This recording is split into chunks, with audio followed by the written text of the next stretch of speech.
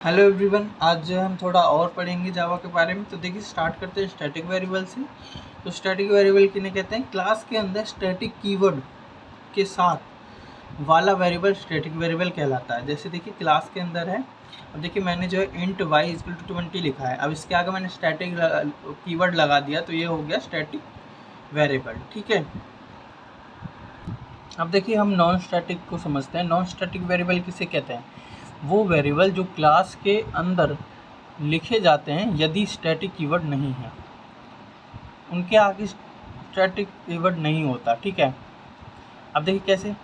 Class ए है, अब देखिए उसमें x इंट x है इक्वल टू 19 है। ठीक है, अब देखिए इसमें के आगे स्टैटिक कीवर्ड नहीं है यहाँ पे, राइट, इसलिए ये क्या है? ये है नॉन स्टैटिक वेरिएबल। ठीक है, ये क्लास के अंदर डिफाइन होता है। ठीक है, अब देखिए लोकल वेरिएबल। लोकल वेरिएबल किन्हें कहते हैं? जब हम कोई वेरिएबल किसी मेथड के अंदर बनाते हैं और ब्लॉक के अंदर बनाते हैं, उन्हें लोकल वेरिएबल कहते हैं। ठीक है, लोकल वेरिएबल कहते हैं। ठीक है, लोकल वेरिएबल किन्हें कहते हैं? जब हम कोई वेरिएबल किसी मेथड के अंदर बनाते हैं और ब्लॉक के अंदर बनाते हैं, उन्हें लोकल वेरिएबल कहते हैं।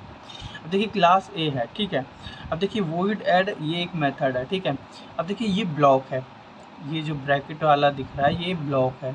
तो इसके अंदर हमने बनाया इंट पी और इंट क्यू। ये क्या हो गया? ये हो गया लोकल वेरिएबल। पी और क्यू लोकल वेरिएबल हो गए।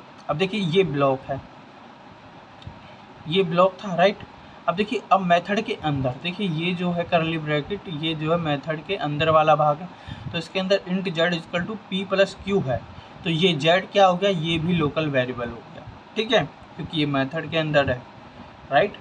अब देखिए लोकल वेरिएबल का स्कोप वही तक होता है जहां वो डिफाइंड होता है या डिक्लेयर होता है। ठीक है, अब देखिए इसका स्कोप सिर्फ यहीं इसी मेथड के अंदर अंदर है और कहीं नहीं जा सकता है। ठीक है, अब देखिए लॉजिकल डाटा टाइप किन्हें कहते हैं?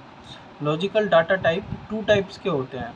ठीक है, एक होता है साइंड प्लस माइनस, राइट, और जो एक होता है अनसाइंड जो सिर्फ प्लस होता है, ओनली प्लस यूज़। ठीक है, और जहाँ प्लस माइनस दोनों यूज़ होते हैं वो होता है साइंड। ठीक है, तो लोकल लॉजिकल डाटा टाइप जो है टू टाइप्स, एक साइंड एक अनसाइंड, और साइंड में प्लस माइनस होता है, राइट, और अनसाइंड में सिर्फ प्लस होता है। क्योंकि देखिए जब आप वैल्यू देखते हैं जिसके आगे कोई साइन नहीं होता वो प्लस ही होती है, तो हम उसे अनसाइंड कहेंगे। ठीक है, और जो साइन होती है उसके आगे लगा होता है कुछ ना कुछ प्लस या माइनस। ठीक है, ये क्लियर है। अब देखिए हम रेंज समझते हैं। रेंज किसे कहते हैं? देखिए कितना बड़ा वैल्यू आ सकता है इसमें, दिस इज़ कॉल्ड रेंज। ठीक है, मतलब इंट में फ्लोट में उनकी रेंज क्या है, मतलब क्या है उन रेंज का कितना बड़ा वैल्यू आ सकता है इंट के अंदर, this is called range. Character के अंदर कितनी रेंज स्टोर कर सकता है, कितनी वैल्यू स्टोर कर सकता है, वो उसकी रेंज है। ठीक है, अब देखिए वेरिएबल डिक्लेरेशन क्या होता है? मैंने पहले इनिशियलाइज वैल्यू वगैरह बोला था, तो देखिए डिक्लेरेशन इनिशियलाइजेशन ये मैं आपको समझाता हूँ। देखिए डिक्लेरेशन समझते हैं पहले। देखिए डिक्लेरेशन क्या होता है? तो डिक्लेरेशन क्या होता है? देखिए एक एग्जांपल लेते हैं, इंट x। ठीक है, इसमें मैंने क्या किया, कोई वैल्यू इसे जो है इनिशियलाइज नहीं किया है, मैंने इसे बिना वैल्यू के इसे लिखा है, लेकिन ये चलेगा, रन भी होगा और अपनी डिफ़ॉल्ट वैल्यू दिखाएगा। ठीक है, तो ये मैंने क्या कर दिया? डिक्लेयर कर दिया। ठीक है, वेरिएबल के साथ डाटा टाइप, वेरिएबल के साथ डाटा टाइप है लिखना या मेमोरी एलोकेशन वेरिएबल डिक्लेरेशन कहलाता है। ठीक है, तो ये मैंने मेमोरी का एलोकेशन किया है। ठीक है, एग्जाम्पल डाटा टाइप और वेरिएबल। ठीक है, अब देखिए जैसे मैं एक क्लास बनाता हूँ, क्लास ट्रेनिंग, और जो है name, college name, course, mobile, ये इसके आगे इसे हम क्या करते हैं, इसे डिक्लेयर करेंगे स्ट्रिंग। स्ट्रिंग डाटा टाइप लिखा और ये वेरिएबल। ऐसे ही इंट डाटा टाइप और एज ID ये वेरिएबल। इस तरीके से हम क्या कर रहे हैं, हम कर रहे हैं variable declaration. Static byte x, static short s, ये एक मैं पूरा प्रोग्राम दिखाऊंगा आपको। Static int i, static long l, static float f, static double d, static boolean b, static string st, ट्रेनी t, character static character c। ठीक है, ये इस तरीके से बिंदु लगे हुए हैं। ठीक है, अब देखिए boolean, static void, main string और SS bracket array string, right, ये एरे है। अब देखिए system dot out dot println X, system dot out println S और system dot out println X, system dot out println B, system dot out println आई।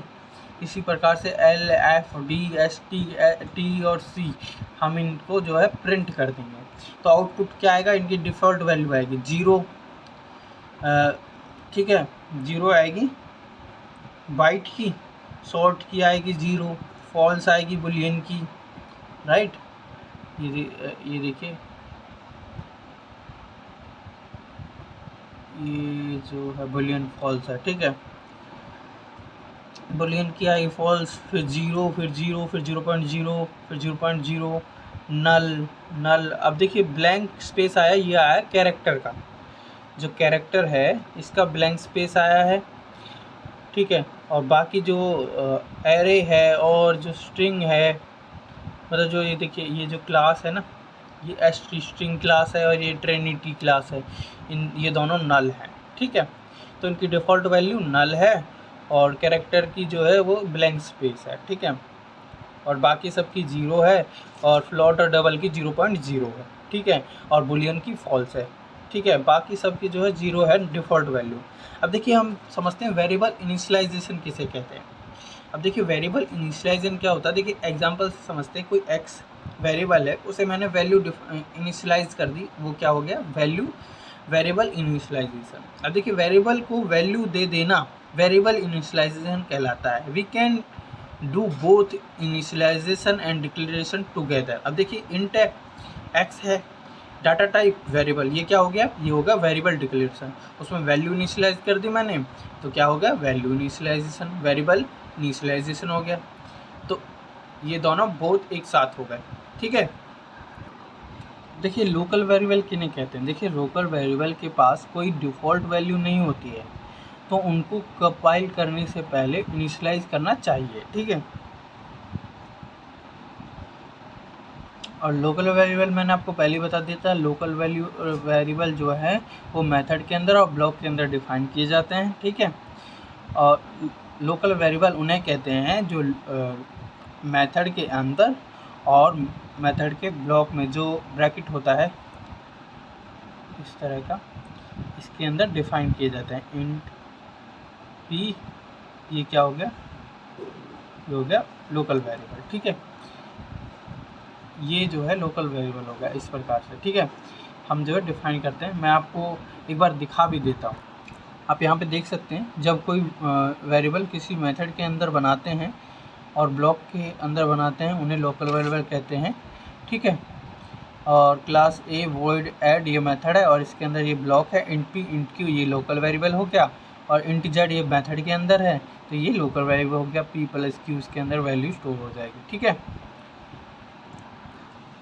अब देखिए मैंने यहाँ पे आपको इसके ना वो बताया फीचर्स के पास कोई लोकल वेरिएबल के पास कोई डिफ़ॉल्ट वैल्यू नहीं होती है, जो कि आप लिखने में आसानी हो, तो उनको कंपाइल करने से पहले इनिशियलाइज़ करना चाहिए, ठीक है। तो ये इसका तरीका ऐसे इनिशियलाइज़ करना चाहिए।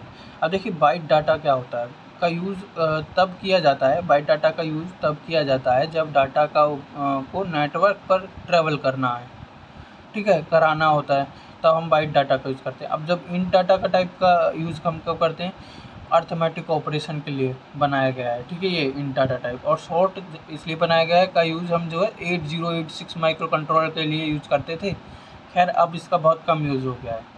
अब देखिए लॉन्ग जब डाटा इंट से बियॉन्ड चला जाता है तब लॉन्ग का यूज़ होता है, मतलब इंट से भी बड़ी वैल्यू की रेंज वाली वैल्यू के लिए लॉन्ग यूज़ होता है, ठीक है। अब जो फ्लोट है वो डेसिमल वैल्यू के लिए होता है, ठीक है, और डबल जहाँ फ्लोट की रेंज से बड़ी वैल्यू के लिए। अब देखिए बुलियन जो है वो ट्रू फॉल्स के लिए यूज होता है, ठीक है।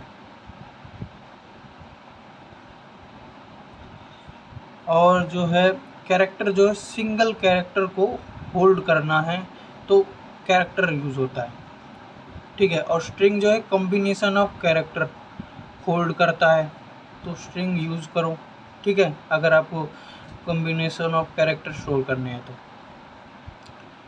ठीक है। अब देखिए इन सब का यूज़ हम समझ चुके हैं, ठीक है।